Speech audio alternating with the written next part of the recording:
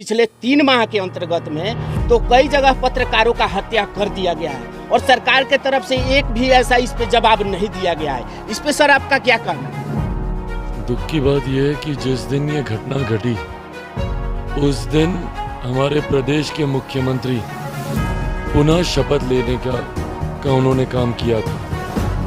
9 तारीख को उन्होंने शपथ ली थी और उनके शपथ लेते ही 10 तारीख को ये घटना घटी। ये अपने में दर्शाता है कि मुख्यमंत्री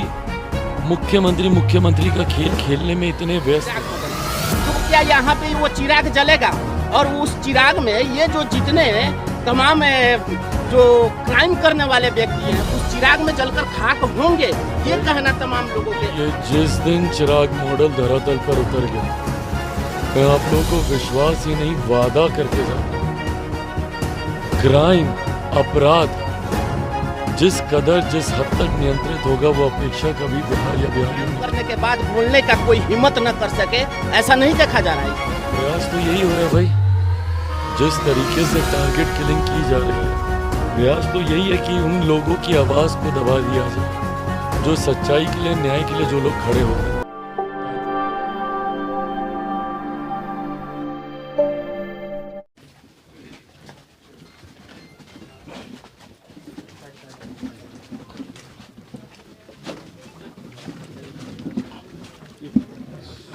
और सत्ता बदल गए, पार्टियां बदल गई, मुख्यमंत्री जी वहीं के वहीं रहे। क्या इस पे जो अब तक ये जो घटना घटित हुआ है इस पे अब तक उनका कोई जवाब नहीं आया, जबकि आए दिन अगर देखा जाए पिछले 3 माह के अंतर्गत में तो कई जगह पत्रकारों का हत्या कर दिया गया है और सरकार के तरफ से एक भी ऐसा इस पे जवाब नहीं दिया गया है। इस पे सर आपका क्या कहना है? दुख की बात यह है कि जिस दिन ये घटना घटी उस दिन हमारे प्रदेश के मुख्यमंत्री पुनः शपथ लेने का उन्होंने काम किया था। 9 तारीख को उन्होंने शपथ ली थी और उनके शपथ लेते ही 10 तारीख को ये घटना घटी। ये अपने में दर्शाता है कि मुख्यमंत्री का खेल खेलने में इतने व्यस्त हैं कि प्रदेश में अपराध किस चरम सीमा पर गया है, भ्रष्टाचार किस कदर चरम सीमा पर जा चुका है, इसकी चिंता करने की फुर्सत ही नहीं है। लोकतंत्र का चौथा स्तंभ पत्रकारिता को सिर्फ कहा नहीं जाता है। जब सरकारें भ्रष्ट हुई हैं, लोकतंत्र के इस चौथे स्तंभ ने ही उसे उजागर किया है।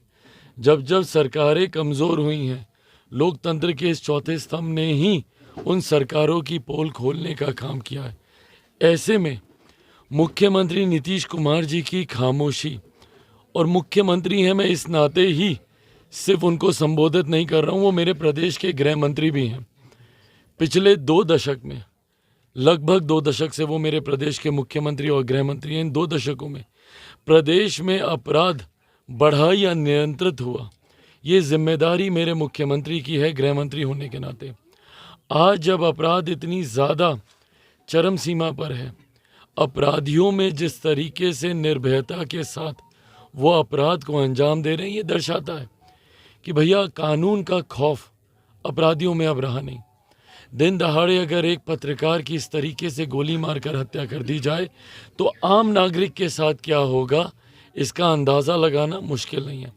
और ये सिर्फ जमुई ज़िले के एक पत्रकार की बात नहीं है, प्रदेश भर में निरंतरता में इस तरीके से टारगेट किया जा रहा है और ये टारगेट किलिंग हो रही है।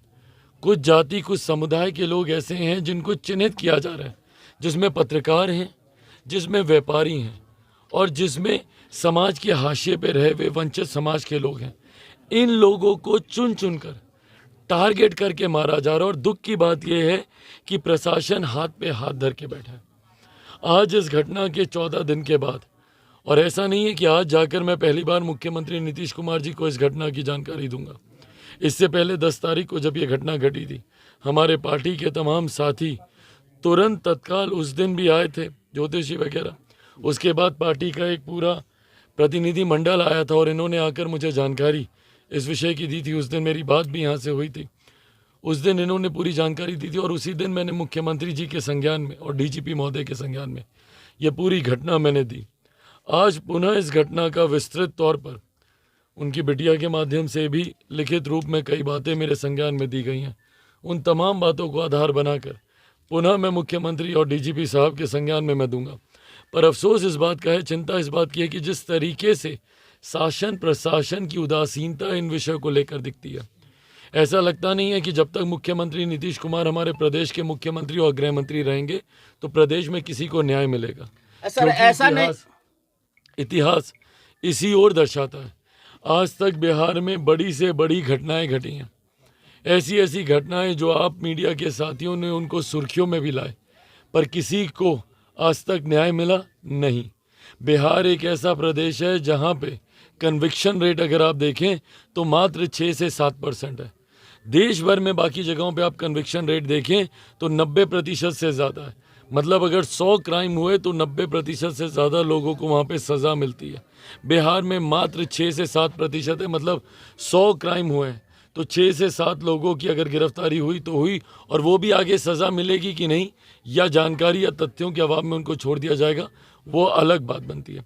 ऐसे में मुझे शक है इस बात का कि मुख्यमंत्री नीतीश कुमार जी का संरक्षण, शासन प्रशासन का संरक्षण ऐसे अपराधियों को मिलता है। तो जब तक मुख्यमंत्री जी का संरक्षण अपराधियों को मिलेगा, प्रदेश में न्याय की उम्मीद कोई बिहारी कैसे रखे, ये बड़ा प्रश्न चिन्ह खड़ा होता है। सर ऐसा भी देखने को मिल रहा है, क्या ऐसा नहीं कहा जा सकता है जैसे देश के पत्रकारों को चौथा स्तंभ कहा जाता है, तो इस चौथे स्तंभ के हर एक ईंट को खसकाया जा रहा है और नींव को कमजोर किया जा रहा है बिहार में, ताकि इस पे बोलने वाला क्राइम करने के बाद बोलने का कोई हिम्मत न कर सके? ऐसा नहीं देखा जा रहा है? इस पे प्रयास तो यही हो रहा है भाई, जिस तरीके से टारगेट किलिंग की जा रही है, प्रयास तो यही है कि उन लोगों की आवाज़ को दबा दिया जाए जो सच्चाई के लिए, न्याय के लिए जो लोग खड़े होते हैं। ताज्जुब की बात यह होती है कि भैया इतना बड़ा यहाँ पे हादसा हुआ, अभी मेरी एसपी साहब से भी बात हुई, जो आई विटनेसेस हैं, जो परिवार के लोग हैं, उनको तो कम से कम सुरक्षा मुहैया होनी चाहिए। जब परिवार के एक सदस्य के साथ ऐसी घटना घट सकती है तो संभवतः परिवार के बाकी सदस्यों के साथ भी ये घटना घट सकती है। जो आई विटनेसेस हैं, जो हिम्मत करके गवाही देने का काम कर रहे हैं, उनके साथ भी ये घटना घट सकती है। तो परिवार को अभी तक क्यों नहीं सुरक्षा मुहैया कराई गई? यहाँ पे पेट्रोलिंग तक की व्यवस्था नहीं की गई है पुलिस के द्वारा। एसपी साहब से मैंने आज बात की है, उन्होंने विश्वास तो दिलाया कि आज वो ये व्यवस्था सुनिश्चित करेंगे। मैं उम्मीद करता हूं कि कम से कम प्रशासन इन विषयों को गंभीरता से ले। सर एक सवाल और मेरा है कि जैसा कहा जा रहा है बिहार में कुछ माह पहले से चिराग मॉडल का, जो कि तमाम बिहार में चिराग मॉडल की एक चर्चाएं जोरों पे है और तमाम लोगों के अंदर ये आशाएं भी बढ़कर उभर कर सामने आ रही है चिराग मॉडल का, तो क्या यहाँ पे वो चिराग जलेगा और उस चिराग में ये जो जितने तमाम जो क्राइम करने वाले व्यक्ति हैं उस चिराग में जलकर खाक होंगे? ये कहना तमाम लोगों के। ये जिस दिन चिराग मॉडल धरातल पर उतर गया, मैं आप लोगों को विश्वास ही नहीं वादा करके जाता हूं, क्राइम अपराध जिस कदर जिस हद तक नियंत्रित होगा वो अपेक्षा कभी बिहार या बिहारियों ने की नहीं होगी। चिराग मॉडल जिसको हम लोग बिहार फर्स्ट बिहारी फर्स्ट बोलते हैं, उसमें किस तरीके से अपराध को नियंत्रित किया जाए। भाई आज डेंसिटी आप देखिए बिहारियों की, पॉपुलेशन देखिए, और पॉपुलेशन के हिसाब से सुरक्षा कर्मियों की नियुक्ति आप देखिए। जितनी अपेक्षा है या जितनी ज़रूरत है उसके बनिस्पत जो सुरक्षा कर्मी उपलब्ध हैं वो ना के बराबर हैं, और इन भर्तियों को पूरा किया नहीं जाता, उनको बैकलॉग में रखा जाता है। ये तमाम कारण है कि बिहार में अपराधियों का मनोबल बढ़ता है। भाई आप चौकीदारों से आप ऐसी ऐसी ड्यूटीज़ करवाते हैं जिनके लिए वो बने ही नहीं हैं, परिणाम स्वरूप चौकीदारों की हत्या यहाँ पर हो रही है। तो भैया क्यों नहीं आप भर्ती करते हैं जिन जिन विभागों में नियुक्तियों की ज़रूरत है?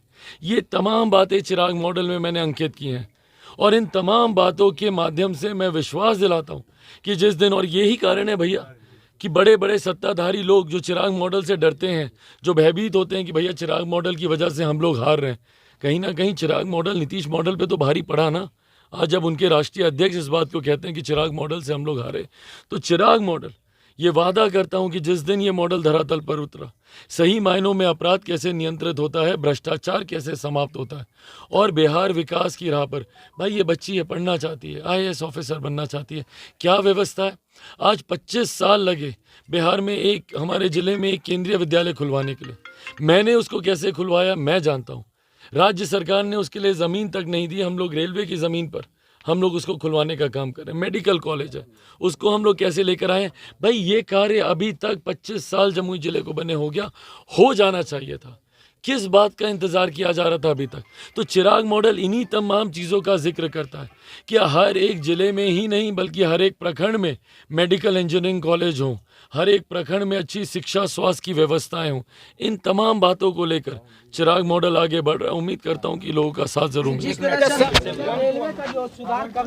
अभी आप सबके सामने चिराग पासवान जी यहाँ पे पहुँचे हुए थे, जो कि तमाम मुद्दे को लेकर के यहाँ पे उन्होंने बात करा और तथा गोकुल हत्याकांड को लेकर के इस पे ठोस पहल उठाई जाए और इस पे ठोस एक कार्य किया जाए। इसके लिए उन्होंने स्थानीय एसपी महोदय जी से भी बात करा और यहाँ के स्थानीय प्रतिनिधि से भी बात करा, ताकि इस पे कोई ठोस कदम और इस पे कोई कानूनी कार्रवाई जल्द से जल्द किया जाए। फिलहाल इस रिपोर्ट में इतना ही। तमाम खबरों के साथ आप हमारे साथ बने रहे। एम मीडिया बिहार के साथ मैं दिलीप कुमार। जय हिंद, जय भारत।